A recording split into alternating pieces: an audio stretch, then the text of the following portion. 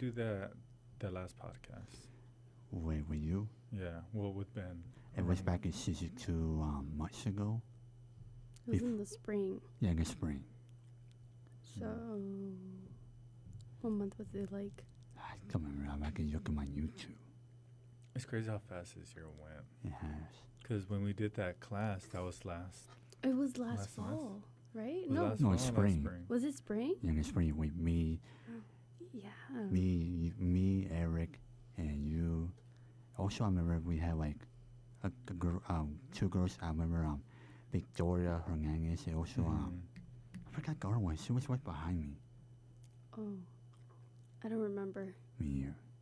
Victoria, was she in another class of ours or not? No, she was in our class. She was in the back. All right, so I've got audio and video rolling. All right. So, David, countdown. All right. Yes, we are. Yes, we are.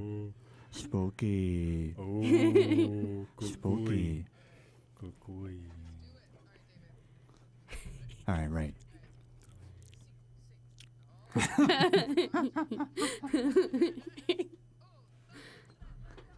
You know what? You know what? Do that. Oh no, guess. No.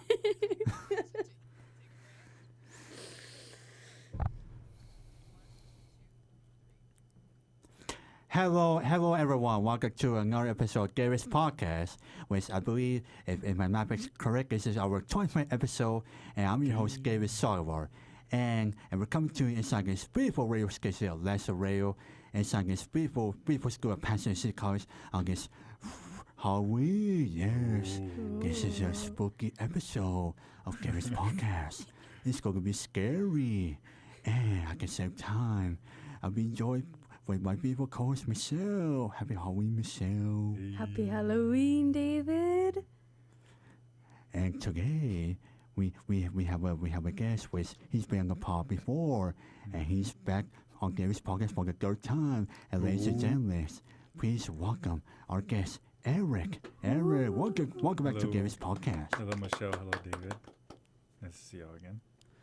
Thank you Likewise. for joining us. Of course. On this Halloween.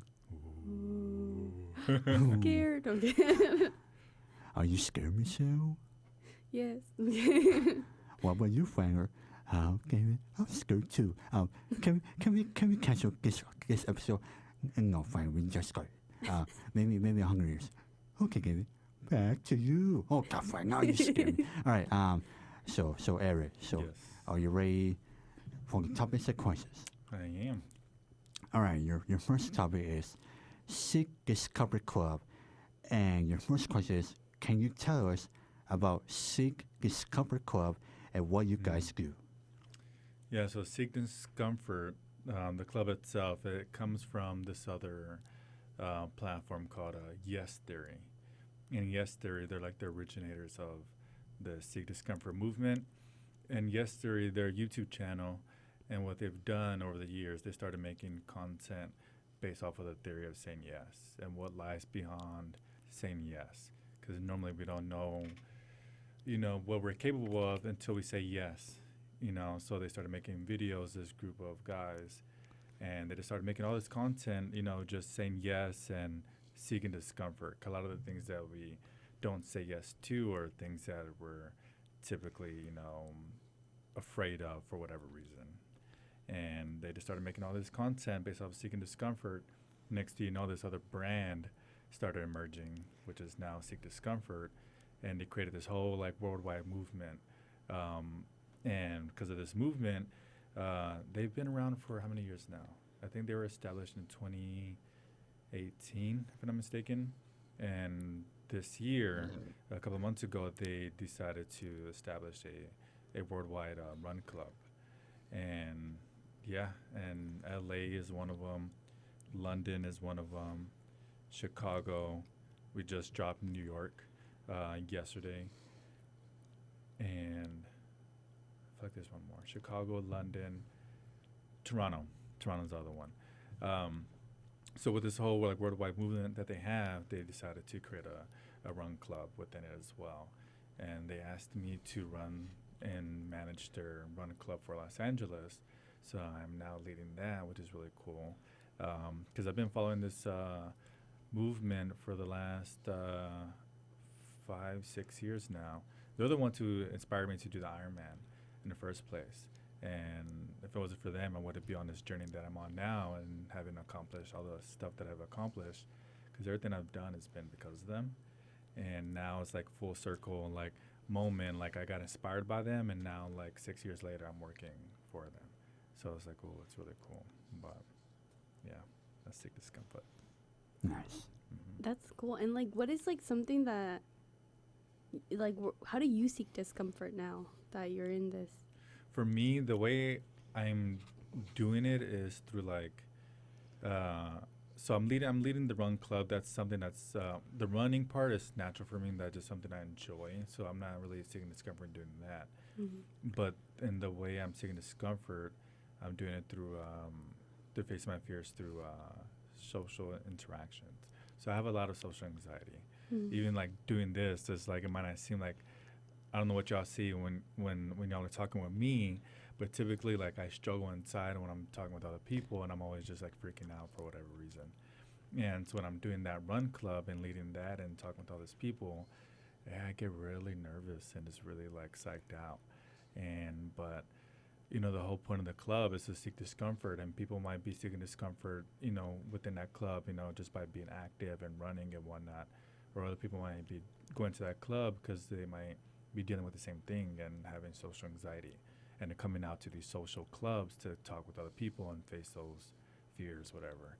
And I'm doing the same thing as well by getting up in front of these people, trying to like lead them into, you know, for them to like conquer their challenges in life, whatever that might be.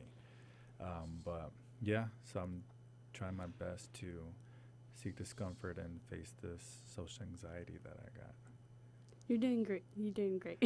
I try to. Some people think, I feel like I give the wrong impression, or people will misread me. Like I typically tend to like give this other persona like online, and people think that, oh, like I'm very like like I don't know, high energy, or I'm very like interactive or whatever, and I can be. But a lot of the times, like I'm having to really like force myself to do it, and it's like it's a big step for me to do it. And when I do make that step inside, again, I'm just like very just, you know, freaking out and like overreacting. I try not to like express that as much, but yeah, it's hard. But I just do it anyways, and people just think that I'm this one person, but in reality, I'm not. So when I say that like I have social anxiety, they're like, "What? It doesn't look like it." But yeah. Nice. All right, now in your second question, Eriq, where gigging aid came from for the club? I feel like I already had covered this, but like it came from from the original platform, Yes Theory, and I don't know how long it took them to come up with Seek Discomfort, but it kind of like naturally just emerged because they kept on making their content of, you know, just saying yes. So like within their group, they were making all this content, you know, within themselves of saying yes to whatever challenges and or whatever the case was. Then it started making videos of with strangers, getting strangers to say yes to challenges. And so they created, you know, not created, but they made this whole platform on just the theory of saying yes and what can happen from that. Eventually, like over the years, you know, again, like this other platform started emerging, and, you know, because essentially what they were doing was they're all seeking discomfort in their own way by saying yes to things. And that's kind of just where the name came from, was just from, you know, saying yes. Wait, so like, what are some of the challenges that they did? They've done, you know, within these past 6 years that they've been around, or 7 years, however long, they've done so many things, and it's crazy to like see like where they started from to where they're at now. Because in the beginning, they were doing like little like silly stuff, like going out in public and, you know, dancing and like just like harmless stuff to just get them to like, you know, to face embarrassment, you know, with like with the typical like dancing in front of people and singing, maybe like walking out. I think if I remember correctly, they did a challenge where like, you know, I think they were established in Toronto, and up there like it can be really cold. But yeah, I think they did like a challenge where like they were shirtless like the whole day, like in the city, and it's really cold. But imagine like seeing the stranger out in the city, and it's really cold, and they're shirtless, and people are gonna be looking at you like, "Yo, what are you doing?" Yeah. But- Like what?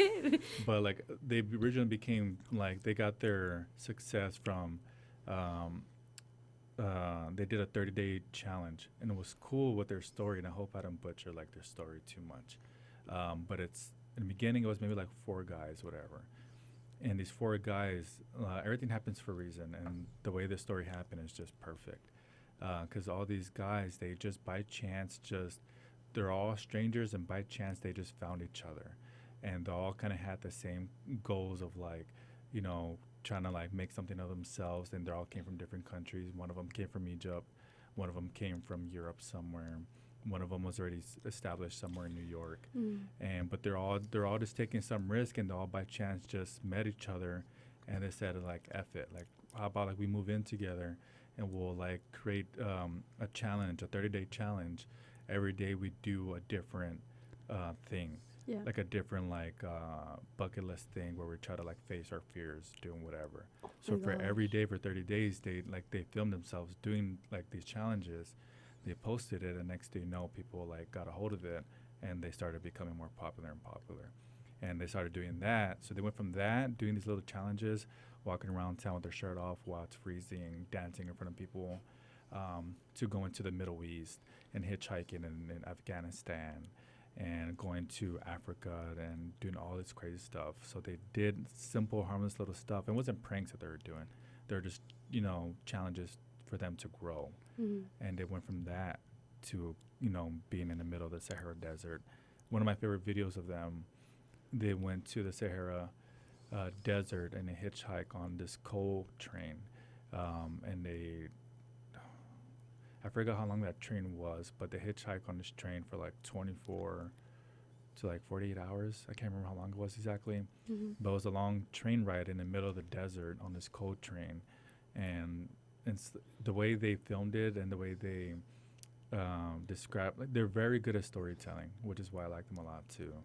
But the way they describe the stories and everything they do is just, it's very captivating.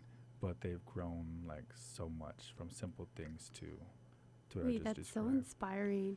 Yeah, Like it makes me want to join in on that. yeah, and So- I'm hoping I can do it too. I'm like, cause I'm just part of like their little, you know, movement now with, you know, with the Run Club or whatever. But my goal is to hopefully get into Yes Theory. So they're 2 different platforms, but it's all at the same time. It's still one. But my goal is to make it into Yes Theory itself, and hopefully do stuff like that, like what they do. But one of the other videos that they created was an Iron Man video. And, you know, and that's what I saw. I saw their Iron Man video. That was the first video that I actually saw. I saw their Iron Man video, and I got inspired by that, and I went ahead and did my Iron Man. But, yeah, so, again, they went from little videos to Iron Man stuff, Afghanistan stuff, you know, Africa stuff, and they're Yeah. worldwide now. Oh wow. Wow. It's crazy. It's amazing. It is amazing. And now that leads me to my third question. How, Eriq, how did you got involved with the club? So with that, they posted an ad on Instagram, letting people know that they're going to be doing this run club, that they had the idea to do this worldwide run club. And yeah, and they said like, hey, we need some people, whatever. They said the locations in which they're going to be doing it in. LA happened to be one of them. And I was like, oh, no way, this is crazy. Like, this is my chance, because I've been a huge fan of theirs. And I was like, should I apply? It's like, I don't think I'll get it. And I was like, you know what? Let me seek discomfort. Let me just apply, you know, because of my social anxiety, you know, taking on that role. If I by chance were to get it, I knew it was going to be a lot. So I was like, oh, I don't want to apply. And I already knew I wouldn't get it in the first place. But I was like, no, let me just apply. And if I get it, I get it. I don't, I don't. But they posted that ad, and I applied. And next thing you know, like a week later, they hit me up. And they're like, hey, we want to do an interview. And I was like, no way. And I was like, okay, well, that's step one. Just because I do the interview doesn't mean I'm going to get it. And I do the interview, and they're like, hey, like, yeah, we liked it or whatever. I told them, like, told them a whole story of like how I found them, how I got inspired, and everything that I've done because of them. Yeah. And then next, like they hit me back up for a second interview. I was like, what? Wow. I was like, no way. And I was like this is crazy. And during that second interview, they're like, yeah, like we would like to have you be the ambassador for the LA Run Club for this worldwide thing that we got going on. And I was like, no way. Wow. And yeah, we launched it August 27th, I think is when we launched it. No, it was September 27th. We launched it September 27th, so it's now been about a month since we done it. We have our next meet tomorrow, actually, so that's pretty cool. But yeah, so just from a little post that they put out, and I just said, I'm gonna just apply. If I get it, I get it, and I got it. Wow. Congratulations. Congratulations. Oh. Yeah, so it's really cool. I don't know if you'll call it I mean, I guess it is kind of like a dream come true or whatever, because like I've always thought and knew that I would be working with them in some capacity. I just didn't know in what way. And again, it's like it's become like a full circle, thing now, and now I'm actually doing it. But from the beginning, I just had this feeling that one day I would be working with them. I just didn't know in what way. And it's cool that I'm doing it in the way that I'm doing it now with this run club, because this is, a big part of my life, not like leading essentially, but just like running and whatnot. It's been a big part of, what I do now. But I've embarked on this journey, to be in business and to lead. I'm now pursuing business management, and I want to lead. I want to, work with these companies and lead from the front. And this is giving me the opportunity and on a different scale to kind of try that out through something that I love. So I'm like, yo, this is really cool, and how everything's just fitting together and coming together. So Yeah, that's Yeah. amazing. And do you want to because it's a run club, right? Do you Mhm. have specific schedule? Can anyone join or? yeah, so anybody can join. So I'll talk about the schedule first. So we meet on the first and third Saturday of the month. So with this Saturday being the first Saturday, that's going to be on the first. Our next one would be November 15th, I believe. But we do, technically, we run a 2.5K and a 5K, which is a 1.5 mile and 3 mile. Mm. But within this past couple of meets that we had, everybody's just been running the 3 miles. But it's open to anybody. So there's a lot of run clubs out there, and some of them can be a little bit intimidating for some people, because they think it's really competitive based and whatnot. And there are clubs that are like that. They're competitive based. There's social run clubs where it's just hey, where it's open to everybody, on, no matter what level running you're at.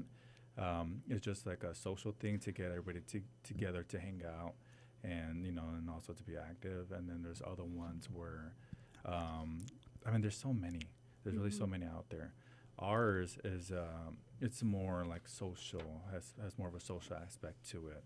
So it's not really too competitive. It's just to just bring people together no matter where you're at, within your fitness journey and your running journey. And the whole goal is to just get people together and provide a space where people can seek discomfort in whatever way that looks like for you. So if you're just barely getting into running and you're just walking, whatever the case is, where we have that space for you to do that, we're there to encourage you. But if you're there to push yourself and in a way where you're trying to reach a certain time goal for your 5K or whatever the case is, we're there, and we have that space for you to do that as well. So it's open to everybody. We now just moved the location to Santa Monica. Before we're running in Silver Lake, and which wasn't the best location for a few reasons, but now we're in Santa Monica, and it seems to be a lot better. So I'm glad we're over there now, because it's a really good location. But yeah, so we got a lot of stuff going on for the club. We just started. We're still kind of figuring ourselves out a little bit, but over time we're going to keep on growing and growing, and eventually this club is going to be something great. I mean, it's already great now, but it's gonna get even better, and I'm glad I get to be a part of, this the journey where we're just starting, and can't wait to see it grow into something, much bigger. Me too, and like I said, Eriq, if anyone want to follow your club or your Seek Discomfort Club on social media, you want to tell us your Instagram or Yeah, so the original page, Seek Discomfort, that's gonna be on Instagram, and on Seek Discomfort they post like all the content in general for seeking discomfort, and there's a lot of content from from all different areas, from travel to little challenges and all these different things. But for the run club itself, I should know this. I think what is it under? It's Seek. I think it's called Seek Run. Hold on. Let me look, because I don't want to give the wrong thing. I want to give the right name.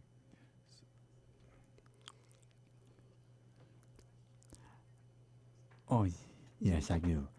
So. Seek Run. I am. Okay. And by the way, folks, that was my producer, James, in my ear, like last week. And by the way, she's the best. The best. Especially a hard-working woman, I can say so. And she's just going to be gone. All right. Okay, so I found it. All right. So for the run club itself, it's seekrun .club. And that's where we post like our schedule for the runs, content from the runs itself as well. And we also have a WhatsApp group along with that also, where we can all communicate together and share like stories of our run journey or anything else that we have going on. So we have a WhatsApp group, we have the Instagram page as well. But yeah, seekrun.club. Nice. And I'll post the links when I'll drop this episode tomorrow morning on YouTube. And now, Eriq, while Eriq gets his water. Wait, before. Oh, okay. Are you going to do anything this Halloween?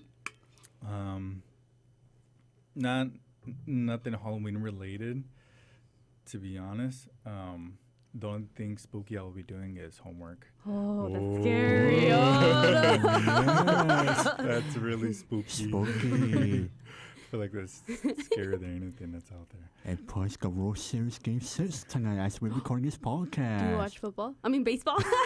No baseball. Sorry. No. And I'm not really into like watching sports like that. The only thing I really do keep in touch with is combat sports. So I watch like UFC, boxing. So I watched that. But yeah, so no baseball for me tonight. But just homework, which again is really spooky. And then I'll be doing some training. So I probably gotta do like another run or a bike ride. So I'll be doing that. But what are your Halloween plans? Tell us, Michelle. It's not homework. I'm going to a concert. Hey, you did say that. What concert is it again? Brooks Nielsen. Brooks Nielsen? Yeah, he was the lead singer for the Growlers, which is like an alternative like indie band. But I'm really excited. Where's that going to be at, the concert? It's the Hollywood Palladium. Have you heard of that? Like, I think heard that's how. it. And I live in Hollywood, too, so I should know. Oh, I've never been there. Is it in Hollywood? Yeah. But yeah, Oh, yes. yeah. Yes, I went on a run last night, and I ran past it. And I passed it before, and I never knew, like, what it was. But when I was running past it last night, I saw, like, some signs on the building of, like, previous concerts that they had and other concerts in the future. And I saw Chance the Rapper had performed last week or something like that. Oh, that's cool. And but I didn't know what it was. I didn't know, like, I always just ran past a place. I didn't know it was an actual like venue like that. And I saw all the artists that were performing. I was like, no way, Chance the Rapper performed here. And like I didn't know that was a thing. So yeah, I do know the Hollywood Palladium. I just found it last night.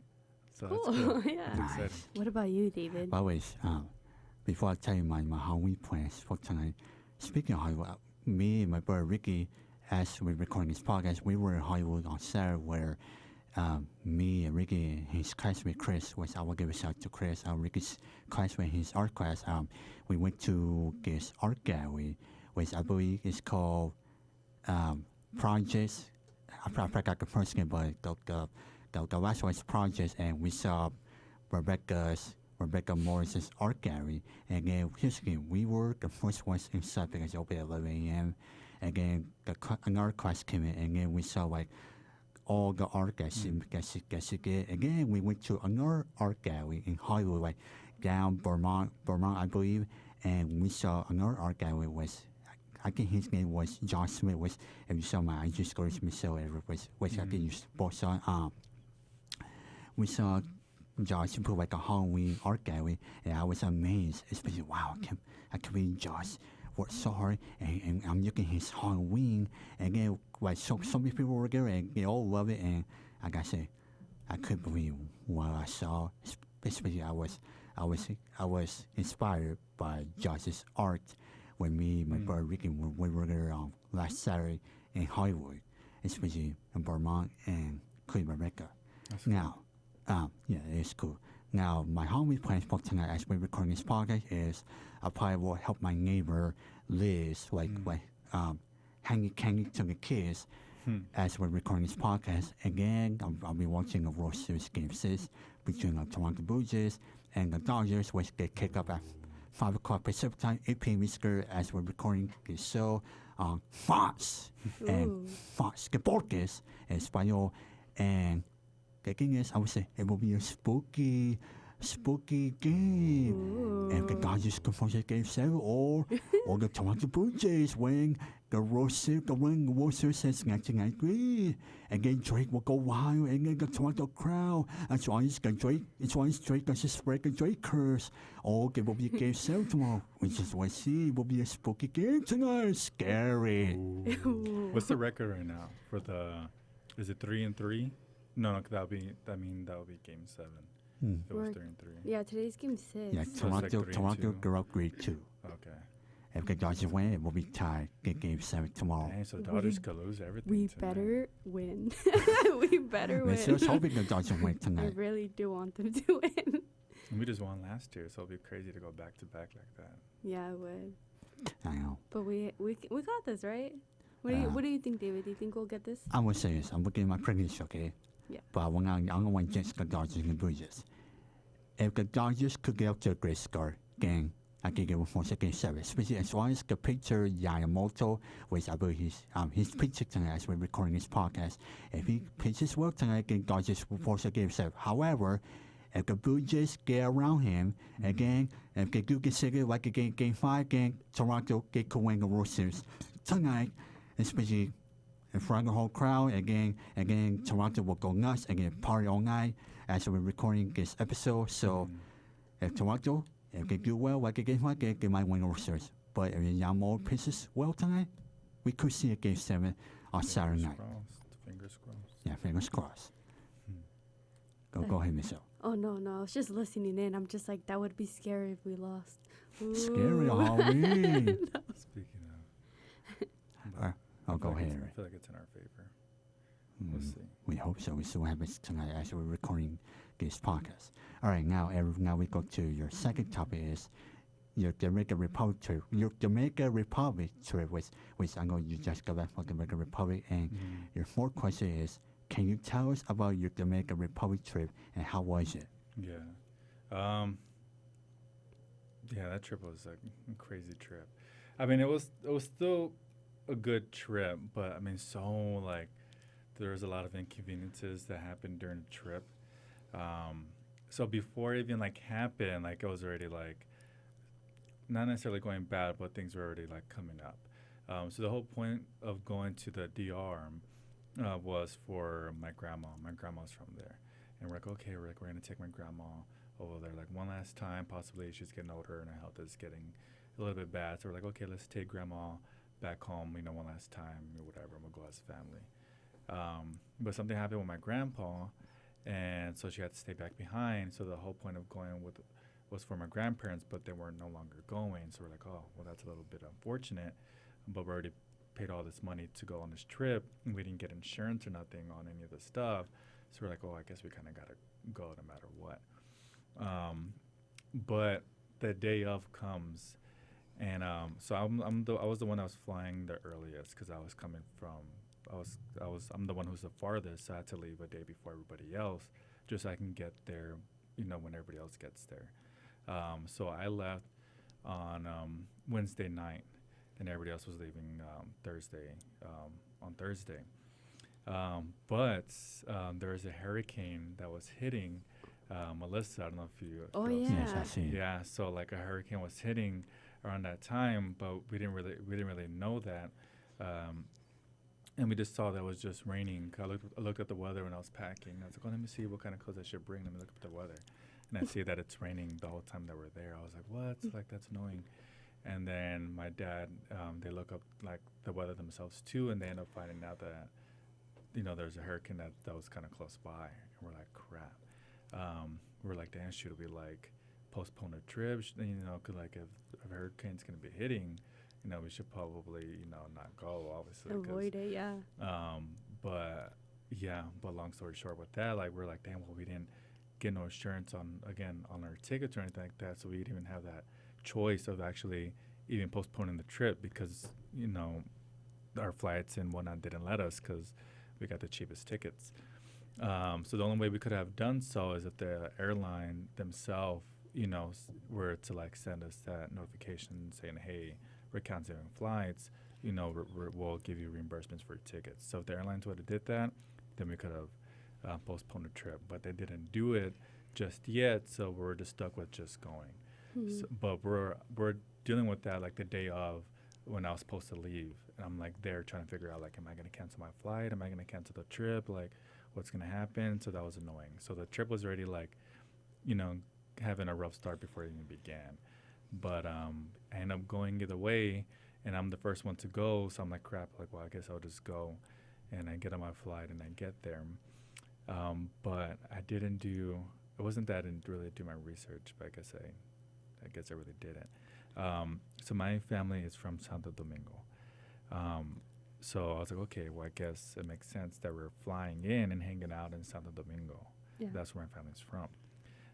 But my family decides to get a resort in Punta Cana. But I didn't realize that they got a resort and stay in a different city. So I got my ticket to Santo Domingo. But I didn't realize this until I landed in Santo Domingo, since I was like, okay, well, I just landed. I'm the first one here. Let me get my taxi to go to the hotel. So then I click on the hotel reservation and input the directions, and I see that it says 3 hours away. I was like, my what? Wow. Like, and I was like, did I just get the wrong address or whatever? Like, maybe this hotel or resort, whatever, has two different locations. I just put the wrong one. Yeah. And that was one of the only ones. And it was in Punta Cana. And I was like, and I was confused. Like, and I was like, what's going on? And turned out I flew to the wrong city. And I was like, Oh my crap. gosh. And so I just flew 7 hours To the wrong Wow. city. to the wrong city. And Oh then now my I got like goodness. another 3 hour, like, Commute. commute. Oh my gosh. and like I'm in this country Wow. that I never been before, whatever. And to be honest, my Spanish isn't the greatest either. But So you know some Spanish, I know right? some Spanish. Okay. I was able to communicate a little bit, but it was still like a hassle. So like I'm like, oh my gosh, so I'm there the now. charge on that is probably horrible. So luckily it wasn't that bad. It would have been if I would have like took like a private transportation, if I would have took an actual taxi, or if I would have just got another flight from Santo Domingo to Punta Cana. But I ended up just taking like their version of a Greyhound. So I just took like a bus, Yeah. basically. But I landed in Santo Domingo, and I was able to find a taxi that would take me to the bus terminal. So then I'd drive another like 30 minutes out to this bus stop, and then from there, and then I get from the bus and then go all the way to Punta Cana, which was like 3 hours away. Did you make your reservation on time? Yeah. Oh, okay, yeah. okay. But the whole time too, again, this hurricane situation is happening. So it's like the weather starts changing. So like this whole hurricane thing was like happening and developing like the whole time we were there. So as time was going on, the weather starts getting bad and bad and bad. So I get there and the weather's okay. But as I'm going through this adventure of like going all the way to Punta Cana, like it starts raining really bad and whatnot. But yeah, so there's so much that like happened during this trip. So yeah, so I get on the bus and I go to Punta Cana. I end up getting off at the wrong stop. Oh my Oh no. goodness. But I'm still like in the general area, but there's a couple of stops that they were stopping at in Punta Cana. I get off on the wrong stop, and I end up having to hitchhike on the side of the highway to get to the airport. So one of the main stops that I was supposed to get off at was at the airport, Yeah. but I got off before that stop at the actual airport itself. And so I get off at the wrong stop. I'm like, crap. Well, now I gotta hitchhike. So now I'm like with my luggage and bags and stuff, and I'm hitchhiking on the side of the highway to the airport. And now it's like that was so annoying. And the weather's, you know, it's booty. And I just had, you know, everything else that happened before and whatnot. But luckily, as I'm walking on the side of the highway, a bus is passing by, sees me, so they stop and he lets me get in. That's so nice. And he's like, hey, like, I'll take you where you need to go, whatever. And I was like, hey, man, like, I'm sorry. Like, I got no money either. I Yeah. just landed. Like, I haven't, you know, so, like, he's like, no worry. Like, you know, just, like, I'm glad I can help you type of thing.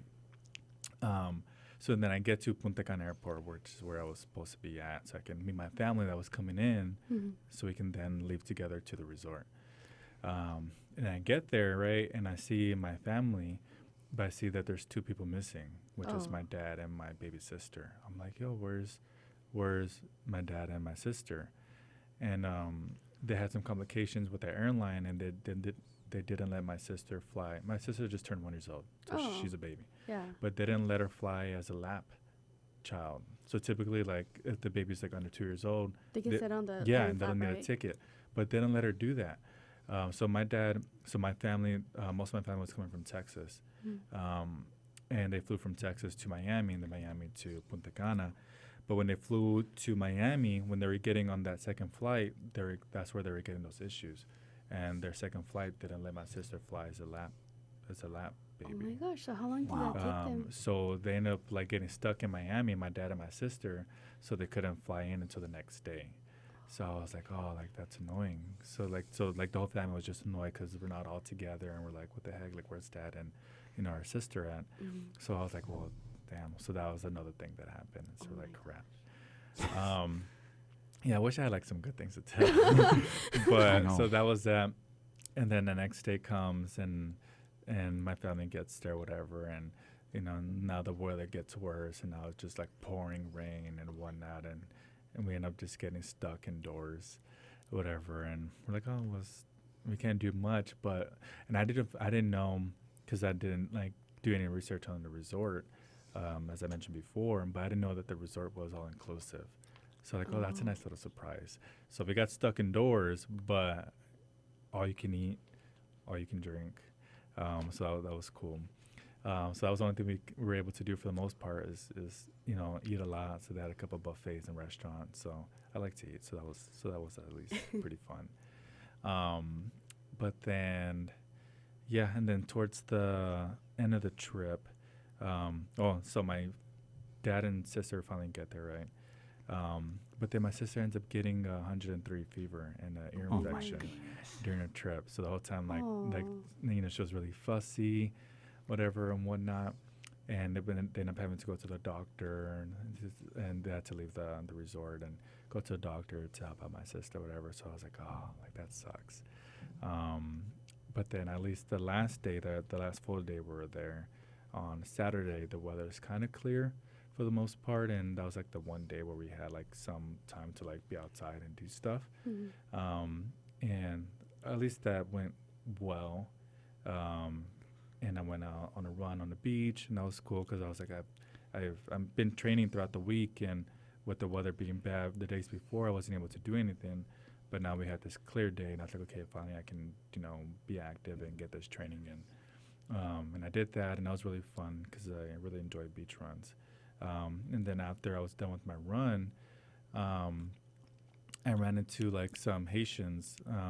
They were there on the beach that were doing hair. And they're like, hey, like, let us do your hair. And they ended up braiding my hair. And I've been wanting to braid my hair. My hair's not braided anymore. But they ended up braiding my hair, and that was really cool.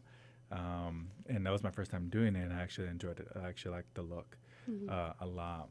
but then yesterday, when I was showering, I don't know how to maintain braids because it's my first time doing it. It's like I don't know how to like shower like with these braids on, whatever. Oh, yeah. So like I was kind of basically still showering like normal, and after I was done showering, like it was already coming apart and looked all, frizzy and whatever and whatnot. And I was like, I guess I ruined it. So I was like, okay, let me just take it out. So I just took it out.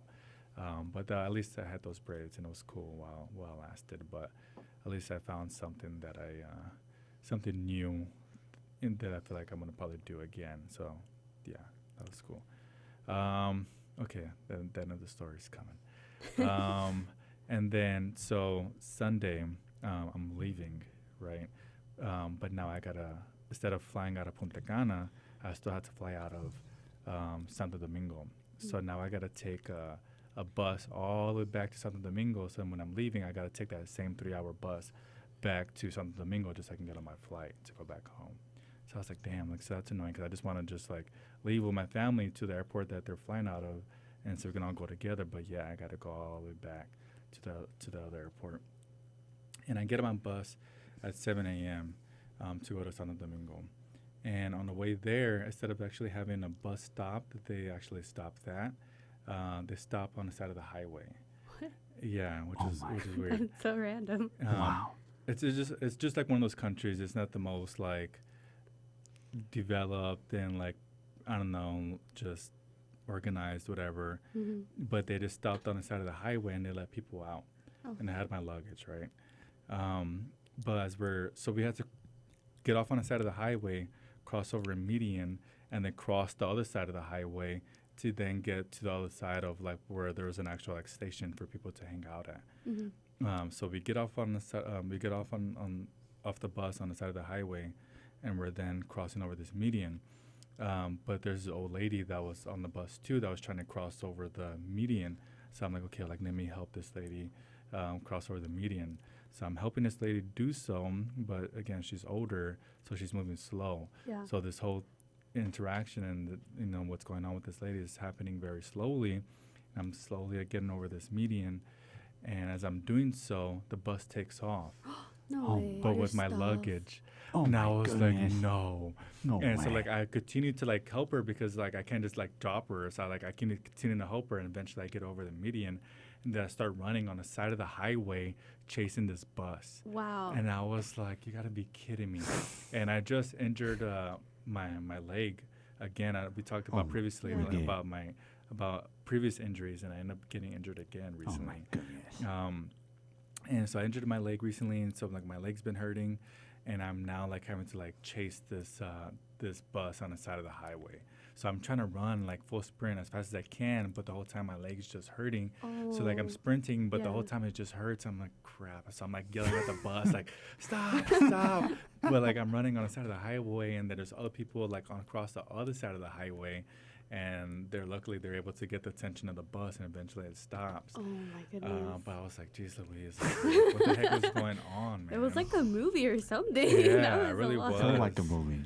And eventually I get my stuff, and I get to the airport, whatever, and whatnot. And then the last thing that happened was my flight ends up getting delayed. Oh my goodness. So like, yeah, so I leave at 7 a.m. and I don't get home till almost 1 in the morning.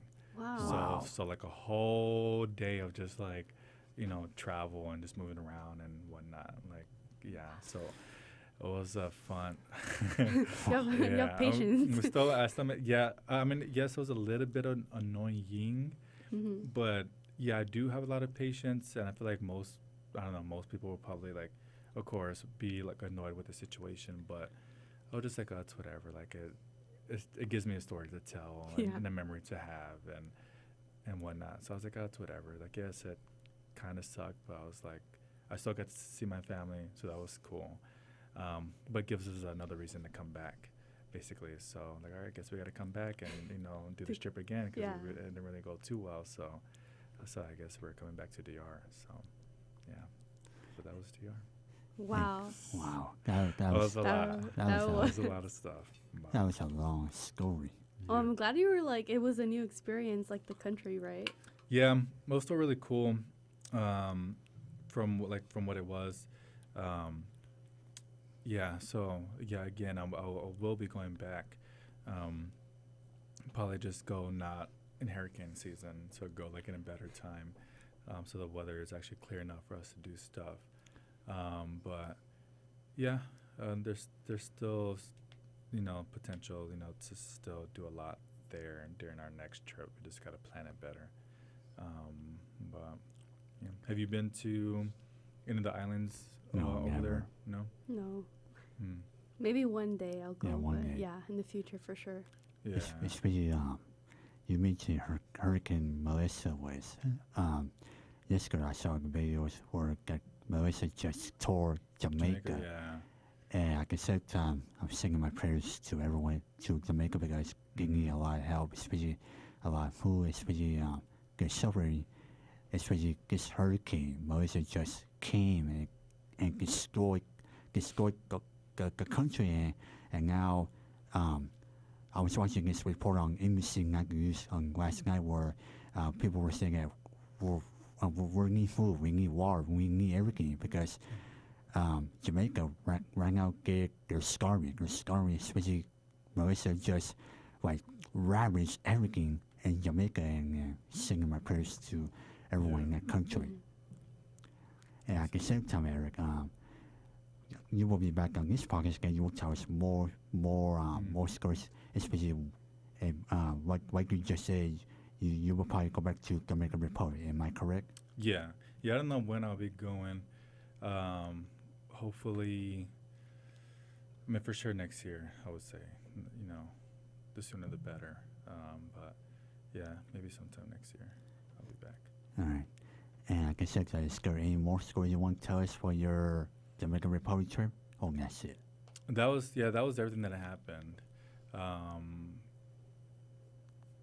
I leave anything out? No, I didn't leave anything out. Yeah, that was basically everything that happened on the trip. All right, and now that leads me to my sixth question. What was like meeting a people in Dominican Republic? Also, the people on the resort, they had they obviously had Dominicans running the resort, but they also had Haitians there as well, and Jamaicans. So a lot of the people that noticed that were there were all from like the surrounding islands that were around. I didn't come across any Puerto Ricans, surprisingly, because Puerto Rico is pretty close too. But there were some Jamaicans there, Haitians, and Dominicans, and the Haitians were the ones who did my hair. They were pretty cool to interact with. How long did that take? I think it took like 40 minutes. Oh, I not think. bad. Yeah, I don't know if that's average or what, because that was my first time doing it. But yeah, it was like 40 minutes. Yeah, they were really cool because one of my good friends actually is Haitian. Because I don't think I ever met another Haitian before, but one of my good friends is Haitian, and he's really cool. The Dominicans, yeah, they have a lot of energy, I would say, and like when they talk, it's very like fast. And so the whole time I'm interacting with them, I'm like, what Maybe are you I saying? don't know. Yeah, because I couldn't really understand what they were saying, and my Spanish I can understand for the most part like enough to like get by with small conversation and whatnot. Yeah. But as I'm like, because I wasn't raised, around my Dominican side of the family, so I'm not really too familiar with that culture and yeah, they speak Spanish, but it's a different type of Spanish, the way they speak it and the dialect and whatnot. So I'm not too familiar with it. So when I was there and I'm actually engaging, with some of these people and talking with them, I'm like, what are you saying? Like, I don't understand what you're saying. It's like you're talking too fast. But luckily, some of them knew enough English where I can still, communicate and let them know what's up. But yeah, but they're really cool. It was nice to like be more involved with my culture and in a way and talk with some of these people and be around that environment. But yeah, it was cool. Nice. And do you have like a favorite food that you ate from like Dior? What do we eat? Because we had some plantano, some plantains.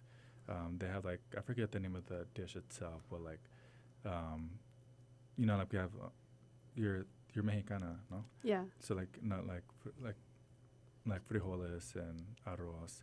Sometimes like you'll maybe mix it. I don't know if it's Americanized where Americans will mix like their beans and their rice, but I think in traditional Mexican really. culture that's a thing. But over there in DR, they'll kind of like mix like their beans a little bit with their rice a little bit. So they had like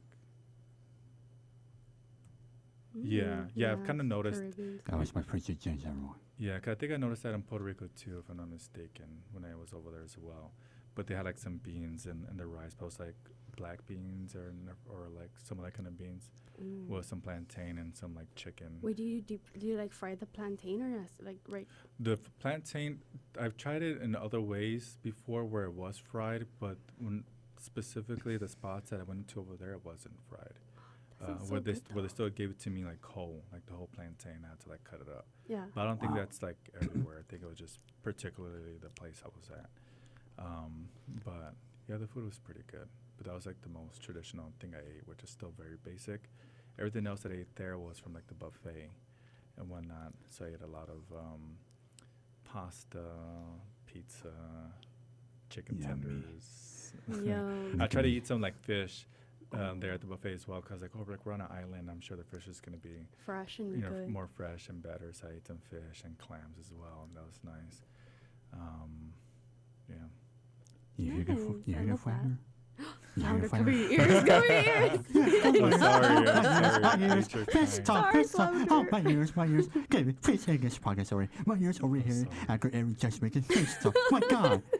This episode goes so scary on me. Happy Halloween, everyone. It's okay, Flander. Cannibalism. I'll clean yours when we get home. Oh, that sounds like good though. Like I'm glad you Yeah. still experienced it, even though it wasn't how you exactly planned, but it was still like new. You know, Yeah. you But- look for the positive in all of it. Yeah. So we have a couple more months left out of the year.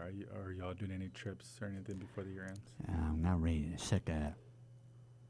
My dad, he may go back to El Salvador with the countries in Central America, and my guy, he might do some stuff, especially like house work. So he might go back to that country, but my guy still figure out what day. So that might happen. But at the same time, I told my guy maybe one day I want to go to El Salvador. And I even joke with my dad that like one day I'll marry a Salvadorian in San Miguel. Let's go. What about you, Michelle? Ooh, so my family's from Guanajuato, and it's like a little pueblo, so it's like a little town. It's very like out in the middle of nowhere, kind of. Yeah. And I would love to go just this December, but the prices are just so Expensive. ridiculous. And even for like multiple stops, they charge the same as like a one-way ticket, you know. That's annoying. Yeah, and then even from there, I would still have to like find a car to take me an hour into like where they live. But unfortunately, maybe next year for sure, because I like Me going too. once a year. Yeah. You know, because I like to meet my family and see what they're up to. It's a big family, so like 1 week is not enough to say hi. And you hadn't been there yet this year? Not this year. I was there last year because my schedule allowed me, but like this year it's a little bit more complicated, and I Yeah. didn't really plan it through. I should have done this like the beginning of the year, because it takes more like, I need to fix my schedule around that trip, and then Yeah. make sure I have the transportation I need and where I'm gonna stay and everything. Right. But next year. Yeah, that's what I'm trying to do now, where I'm trying to like be proactive with some trips that I want to do here and like kind of soon. I'm like, I got to plan it now. Otherwise, like when the time comes, it's just going to be too hard to coordinate it and make everything happen. Right. You did say, I'm still good, but you did say 4:30. It's 4:28. So I don't know if you're Oh if you're good yeah. on time. Oh yeah. No, yeah, it's okay. We can finish. Yeah, but me, I'll be going home to Dallas for Christmas. So I'll at least be doing that. So I'm excited for that. Do you have any Christmas traditions? Just like basic traditions, everybody else, you know, getting with the family and Christmas wrapping and whatnot. My Mexican side of the family, of course, we'll do tamales and whatnot. But I'll be going to Dallas, and what have we been doing? Because I've been with them for the past 5 years, I think, for Christmas. And what have we been doing? I mean, what we've been doing is, I guess it's small, but we'll go look at, they have like these little areas where they have like lights, like these light shows, Christmas light shows. Oh, okay. So we'll go do that, and that'll be like a drive-in thing, whatever. So we'll do that. So that'll be fun, even though like we're grown, like I still find enjoyment in that. But this year we're gonna be doing a Polar Express thingy where there's like this train station, whatever, and they're converting it to look like the Polar Express. Really? And you get to ride in a train, and like the whole. They're gonna serve hot chocolate. Yeah. Oh my So gosh. it's like the whole like thing from the movie, which is like really really exciting for me because the Polar Express, just in general, not just a Halloween movie, not just a holiday movie in general, as a movie itself, it's one of my favorite movies, and I really enjoy it, and it's very nostalgic for me. So the fact that like we're gonna do that, I'm like, yo, this is like, it's very exciting. So I can't wait for that. So that'll be something that we'll be doing. But yeah, but what kind of traditions do you do on your side? Well, I'm Mexican, so Christmas is on the 24th. We stay up all night. We do like Christmas presents at midnight, but we usually like, because we're Catholic, so we revolve around like the let's say Jesus being born and everything. So we have like posadas leading up to Christmas. Yeah. And then the day of Christmas, like arrullamos los baby Jesuses, Yeah. which sounds like to each their own, everyone Yeah. believes in what they believe. But my family siempre los arrullamos, and then we're like, oh, whoever like rocked them, they're like padrinos. So then we Yeah. plan the tamales, and then they have to make ponche y todo eso. So that's kind of like the stuff we do. And we also Yeah. just sing a lot, like not carols, but carols, I guess, in Spanish, ¿verdad? Like, so, yeah, we have a whole like festivity thing. That's Like cool. the whole month of December up until like April, it's just like stuff back to back, but it's all similar. But that's what I do every Christmas. Yeah. And then on Christmas Day, we just do nothing. Yeah, just 'Cause we're- recover from all the food Yeah. and like cleaning out because there's so much present wrapping everywhere. Yeah, and then we help with the tamales, we help with the pozole, champurrado, or like something I that's miss just that. I it's, love champorado too. it's so Me good. too. Are you Mexican or what's No, your? my family, we're Sardinia. Oh, okay. Like my dad, he's Sardinia. My mom, she's Sardinia, and we cook tamales for Christmas. With my mom, she makes tamales during Christmas. Especially my mom, she sometimes stays up to midnight, Yeah. or maybe past midnight, and make tamales. Especially like put the masa and then put like the paper. I forgot what you call it, like in Spanish. When you put the tamales and you wrap it up. Takes a lot of effort. It does. And sometimes I help my mom clean my barrique, and we usually make tamales during Christmas. I tried Salvadorian tamales before, and they're pretty good. 'Cause Wait. they're mushy, right? They They're are. mushy. Are they? Do they add like pasas? Like, yeah, raisins, right? They do. Oh, okay. I think I've had them before. Yeah, they're delicious. Yeah. All They're these really food talks making me hungry. Oh, one thing I like to do now, because my sister has like a bajillion kids. I'm kidding. She has 6 kids. She has 6 kids. You know, Whoa. and they're just That's a lot. So there's a lot of kids, and unfortunately, sometimes I can't afford gifts for everyone. So what I started doing for them is I buy we bake cookies. So we'll bake a bunch of cookies, some cupcakes, and then they will decorate it. That's And they fun. just have fun doing that for a few hours. I'm like, okay. So that's what I like to do now. Wait, here comes James. Yeah. All right. But yeah. Thank you. By the way, Eric, real quick before we get to the last question, so you just mentioned that you will be going back to Dallas. Especially, I remember when we did a night episode when you were in a podcast the first time, when you mentioned because you were going back to San Antonio. So, it's kind of like exclusive, like when you may go back to Dallas like during Christmas time. Yeah, so I'll just be going only to Dallas. San Antonio, when I go there, it's always random when I go to San Antonio. But for sure for Christmas I'll be in Dallas, which will be right in December. but I wouldn't be going back to San Antonio until like probably like spring break time or something like that. But yeah, just Dallas for Christmas. Okay, you heard first, folks. Here on Gary's podcast. All right, now, Eric, let's get to the last question. Real quick. Is there any more countries that you want to visit that you want to announce here on the pod? So next year, talking about like future trips and whatnot. Next year, I'll for sure be going. So like I've been trying to like be proactive and trying to like plan ahead, as we were kind of like mentioning. And I decided, and hopefully should be able to go to. I'll be going back to Kenya. So I'm going to be taking off my summer. So instead of taking like a summer class, I'm going to be taking that time off, and I'm going to be going to. First, I'll be going to Tanzania, and I'm going to be climbing Mount Kilimanjaro, actually. And then out there, I'm done there. I'm going to be going back to Kenya. I was there previously for a little while at one point.